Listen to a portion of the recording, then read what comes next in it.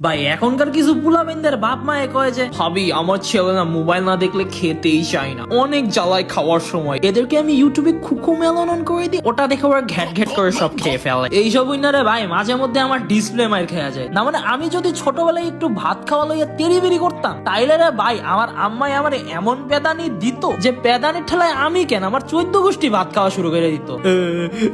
আর খাবো না, পেট ভরে গেছে, খা এটা লাস্ট খা খা কইছি, আমি বমি করে দিব। বমি করলে বমি করবি, বমি করার পর আবার তোরে খাওয়াইমু।